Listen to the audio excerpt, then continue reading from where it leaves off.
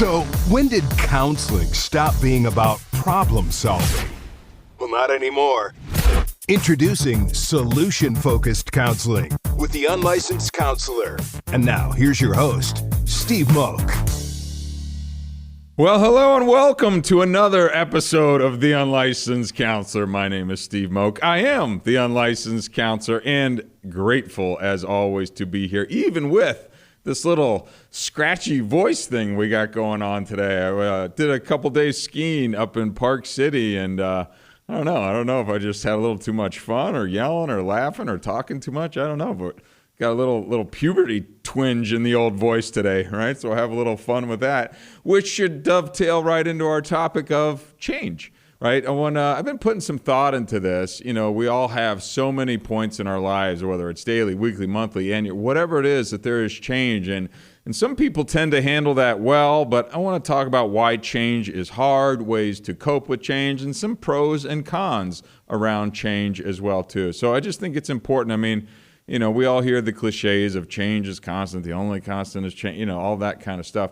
And there's a lot of truth to that. But let's also think about how, you know, maybe we can become better with change. And I am one that, again, I come up with these topics because this is stuff that I think about, that I deal with. You know, you've heard me do other episodes on routines and things like that. So it's like, you know, I like my routines. The episode was called Benefits of Routines, but today I want to talk about change as well, too. So be interesting. And bear with the old pipes today as we power through this puberty voice episode of The Unlicensed Counselor. So good times. But before we dig into all of that, I want to say thank you to our friends at ShareTech. If you've listened more than once, you've heard me rave about the at-home drug and alcohol screen. That is ShareTech. Go to betterdrugtest.com and pick up one of their at-home drug and alcohol screens. Again, this is a laboratory-based test. So you provide the sample at home in the privacy of your own home. You ship that sample into a lab where they give you an actual report back. So they test for the most number of substances. They tell you the levels of the substances in that report as well, which is a very important piece of information. And then they tell you if that sample has been tampered with as well. So big thanks to our friends at betterdrugtest.com. Go home or go somewhere online and pick up that test. Also, always want to like to plug the Youth Drug Abuse Prevention Program, the nonprofit that I co-founded with a group of gentlemen. Go to the stopstartshere.org. Just follow us on social. I don't need to say much about it on here, but trust me, it is some really cool content that we're getting ready to push out, and you're going to see our message really spreading nationwide. Follow us at Hard Stop Official. And last but not least, the old plug for the Unlicensed Counselor. We launched that YouTube channel last week, and I think we're up to, drumroll please, 9 subscribers, right? You know, 1,000-mile journey begins with a single step, I think it's Confucius says, right? Well, we've got 9 steps into that journey. So, hey, if you get a chance, go over to YouTube and type in the Unlicensed Counselor. Give us a follow. Always appreciate it. So, okay. Try and get through some of the ad stuff quick, fast as well, too, because I do think this is an interesting topic. So, you know, let's just think about change. And as I'm talking, think about a particular instance that's maybe coming up in your life, you're in the middle of right now. And again, change doesn't have to be divorce or job or having kids. I mean, those are the big obvious things, right? Change can just be a modification to your routine, to your diet, to your exercise. You know, we always think of change as this momentous thing, and that's typically what, you know, is normal to think about. But if you don't have any of those things going on in your day-to-day life right now, think about small things about change and how maybe you could shift perspective. So just apply this to kind of whatever change is either going on in your life today, upcoming, or could be upcoming as well, too. So change is really hard for people due to kind of a variety of reasons. It could be psychological, biological, it could be social. So understanding why change is challenging can help in finding effective strategies to cope with it, right? So first, I want to just go through why change can kind of be hard. And these are just a list of ideas that I came up with that maybe you have some more on your own that you can throw out. Again, as always, post to socials where. So number one on my list of why change is so hard is fear of the unknown, right?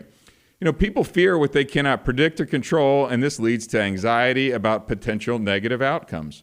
Right? So if you don't know what's going on, it's a big nervous. It's almost a paralyzing place a lot of times. It's like the uncertainty and that anxiety that comes with that. I challenge you to kind of look at it as an opportunity as well, too. If, maybe there's some really good stuff on there. Maybe there's going to be some tough stuff, but then you're going to come out more resilient on the other side as well, too. We talked about the necessity of pain last episode. Could be a good one to listen to as you think about some of this as well. The number 2 thought I had around is why change is so hard is that loss of control that we have, right? So that change can make people feel that they are not in control of their circumstances. So you're going from, this job where you get there, the boss, the coffee, your parking spot, the lunch breaks, the people, everything, right? Now you're going into this new thing and you don't feel like you understand what's going on. You don't know your place in this. You don't know how you can control certain things in these variables. And again, that just increases that anxiety. Right? So if you just don't feel like you have the control over all these things, that's going to increase that nervousness, right? Again, I encourage everybody to lean into these things as well as you're thinking about these things. And next, we're going to talk about ways to cope with, the change in your life as well, too. So number 3 on the list of why change is so hard is that it's getting out of your comfort zone, right? I mean, it's kind of a no-brainer, but people develop routines that provide a sense of safety and stability. Change disrupts that comfort. Look, as I started the show talking about the benefits of routine in that episode where I talked about routine, I'm a big routine guy. I intentionally disrupt my routine so that I don't get too settled into that, right? I don't want to get too comfortable in that routine. And again, that could be from an exercise standpoint. If I'm doing the same thing over and over again, let's go do something completely different, right? And break that little mold, shake it up, kind of forces you to rethink, get out and do something different. Go, hike a mountain if you normally do running. Go swim in a pool. Like just mixing things up so that it kind of breaks some of that up as well, too. These are small little things. I always talk about, when I do these episodes, it's like, we have to practice a lot of this stuff. And this is a good way, in a small way, to just practice kind of challenging yourself, stepping out of your comfort zone. Not everybody has to go out and start a podcast necessarily to step out of your comfort zone. But if you do, go for it. I found a lot of benefit out of it. Number 4, the biological factors around why change is so hard. Humans are hardwired to prefer familiarity, right? The brain's habit systems resist change. We favor knowing patterns and routines, right? That's just typically how we are hardwired. And that's why, I think so long in generations kind of before us, people would go to work at a company and be there 30, 40 years. You have that control, you have that security, you have that pattern, you just know exactly what's going on. You come home, you have your dinner, you go to the bar, you do whatever it is. And we just get into these things and life just kind of happens, right? I think there is just a hard wiring of when you're doing that moving away from that is challenging, right? It's just when you get set in these routines, and again, they're not always bad, but it is difficult when you have to change then, right? And change is inevitable, folks. Let's just start being a little more proactive when we're thinking about it so that when change does happen, you're not so surprised and blown away by it and it just, kind of knocks you off your platform. Understand that it's going to happen, big, small, it's coming and it will continue to happen. So I'm just a big fan of kind of leaning into this and kind of that mentality of it's going to happen, right? No big deal. We were out skiing. I was skiing with my daughter and family this last weekend, and she's a sweetheart. She's an angel, 99.999% of the time. But we were out skiing. She's doing great. We're with the cousins, and then I tried to help her kind of down the mountain a little bit, and something set her off, and she had a blow up, right? She had a blow up and just kind of went off the rail and, I was like blown away. I was like, wow, I've never seen this type of behavior before, but it's like, well, things are bound to happen, right? I mean, this is challenging, new, exhausted. She went home and took like a 4-hour nap, which she never does. So, change is going to happen. It's, just expected. And, for me, I was kind of like blown away, but I'm like, she's barely 4 years old. Like, I shouldn't be expecting her to just, be perfect, not perfect, but on the mountain and have no, it's like, again, it's your expectations, it's your thoughts, and all these types of things factor into that. But as I'm sitting here reading this, I'm going, yeah, of course, I should have been accepting that. She's barely 4 years old and on the mountain. So anyways, number 5, and why change is hard, is that it's that loss of identity that goes along with this as well. These significant life changes can threaten one's identity, that sense of identity or belonging, like who you are, where am I?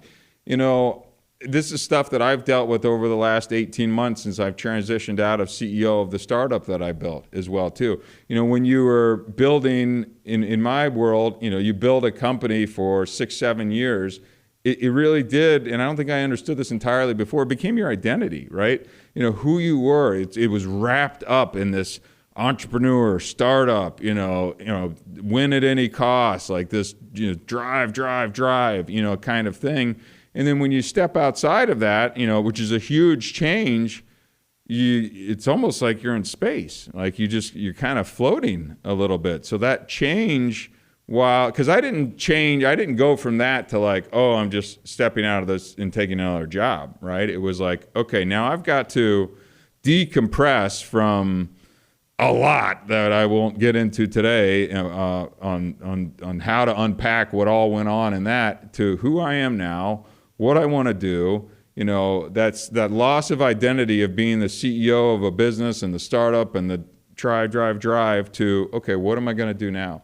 And that really took time and effort, and it was almost disorienting for a little while where you're just like, man, I didn't realize while I was in that was kind of who I had wrapped myself into. So it's really interesting, but that is why change can be so hard. And that was a really big and hard change for me to understand. So those were just kind of the first top 5 reasons that I listed out around why change is hard. Now let's take a second and talk about ways to cope with change right after I take a sip of this, because this voice is going crazy. All right, good stuff. So number 1 on ways to cope with change. So let's start by talking about understanding your feelings, right? Acknowledge that your emotions are going to change. They're about to change. Understand why you feel a certain way, and that can help you address those feelings more effectively, right?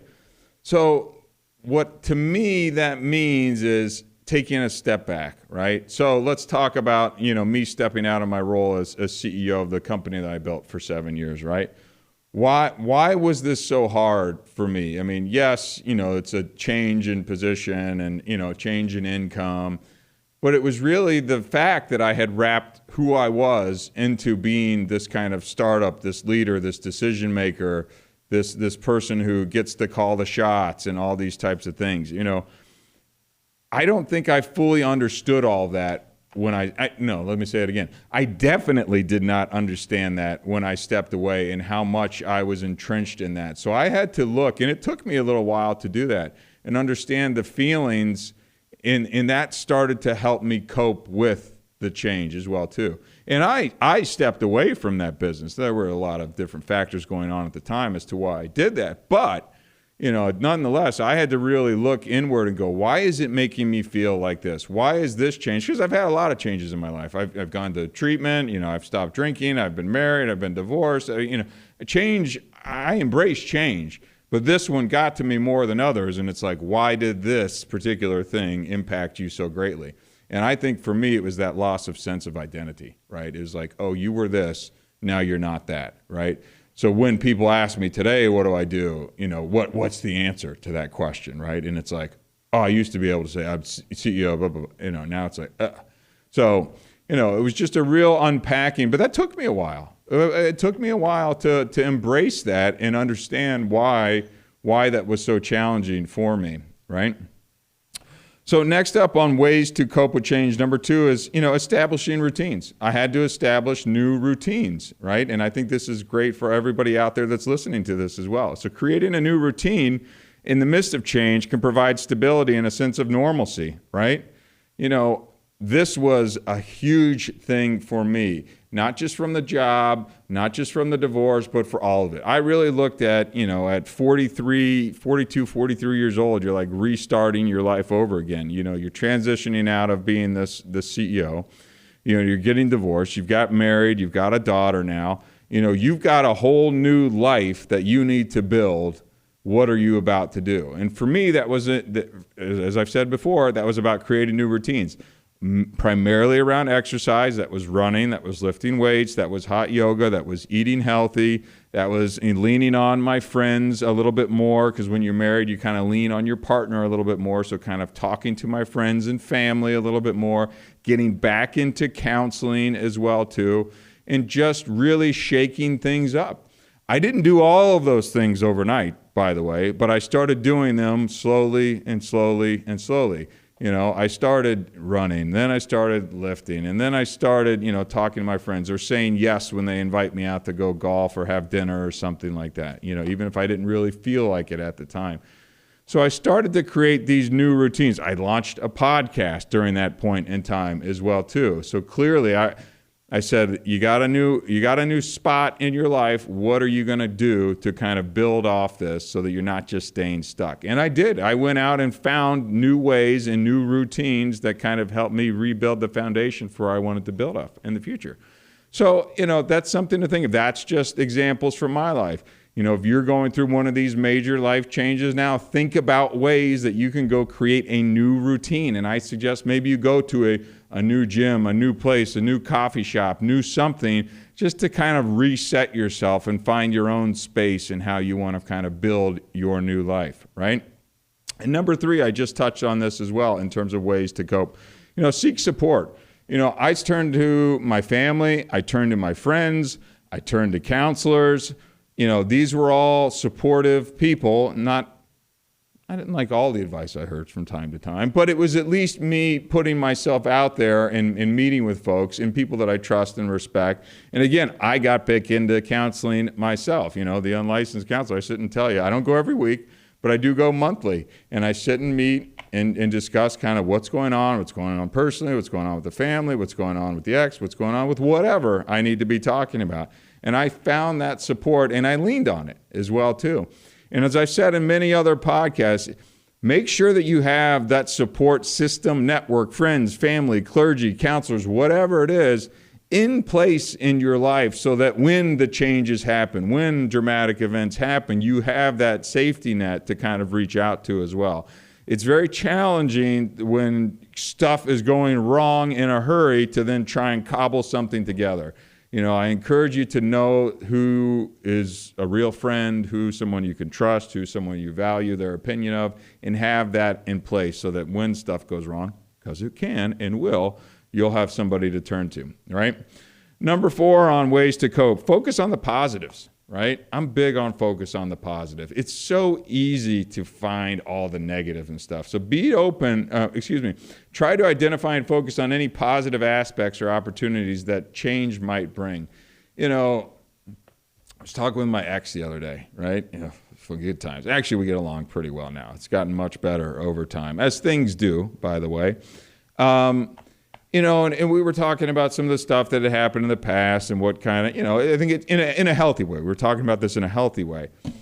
But then there was a point in the conversation where it was like, and again, I'm trying not to take things too personally, another episode title from one of these, right? Not to keep plugging all this. But it was like, okay, I get it. Like, it's easy to focus on the negative. Like, we both did crappy things and said mean things to each other over time. I really like to accept that things have happened, right? Acceptance is the answer. And if you go into the AA or recovery world, there are a lot of isms, and that's one that is. Acceptance is the answer. But now let's try and focus on what positive, in this example, we're talking about change.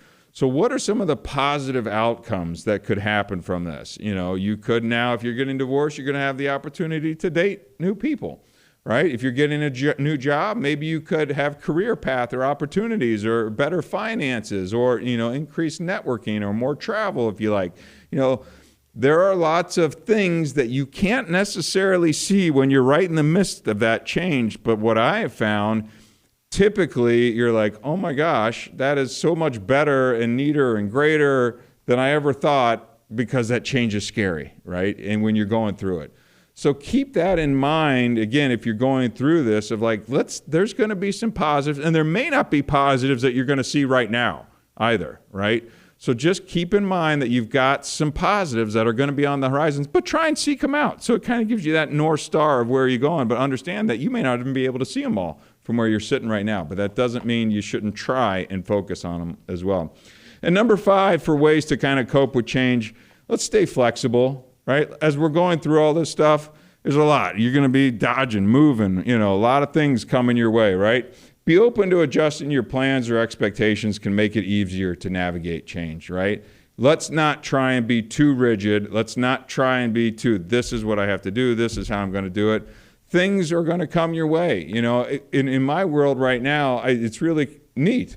I've started to put myself back out there into the startup community and things, and I've had a couple different opportunities come my way, or I'm like, wow, okay, I didn't really see that coming. I was kind of heading in this direction and kind of pursuing this one opportunity, but it's like, oh, well, wait a second. I think I should actually spend a little bit of time thinking about over here, or maybe this new opportunity is presenting itself, or whatever it is. If I had the blinders on kind of going forward in one direction, I think I'd be missing some of these other opportunities. So I'm really trying to stay flexible, be open, understand that just because I had a plan and thought I was going this direction, something could be coming completely out of left field and is worth listening to, and want to stay, make sure you don't miss or let that opportunity pass you by. As you're changing, stay flexible, stay aware, be open, all that kind of good stuff. All right. Last but not least, I want to just talk about some quick pros and cons on the old change, right? It's going to happen. There's some pros, there's some cons. Let's hit it real quick. Cons.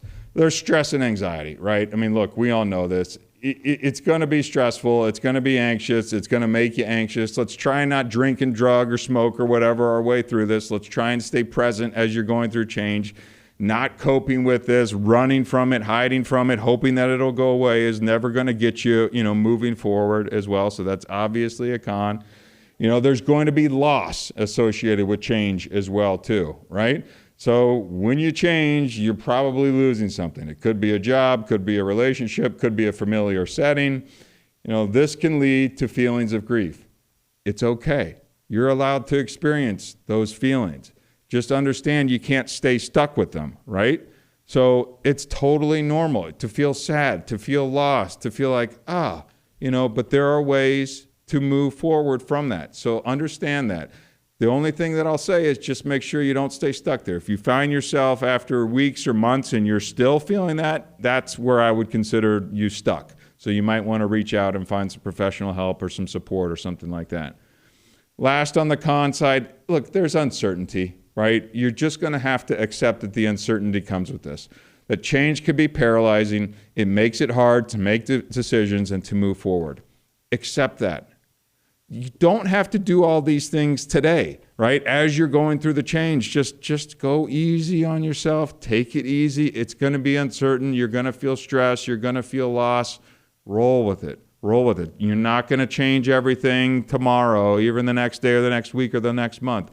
One step after another, start making these little changes, and you're going to see those progress. And all of a sudden, you're 90 days out going, oh man, my new apartment's great. I just went on a date with a girl that was really cool. This job is actually better than I thought. It's given me some more flexibility. I get to spend more time with my daughter. Whatever it is, just know that there's other positive stuff out on the horizon. Now, on the pro side of this thing too, growth and development comes from change, right? I mean, it just does. It's 100% fact. You get into that, comfort zone and you start changing, growth and development happens. It forces individuals out of their comfort zone, and you're going to get some personal growth. You may get some new skills, and you're going to come out of this better, right? Change, when addressed properly, can lead to significant growth. Change, when you stay stuck or using or drunk or high or not moving forward or just spinning, that's not going to get you anywhere. So really try and look at it as a positive, as an opportunity for that personal growth as well too.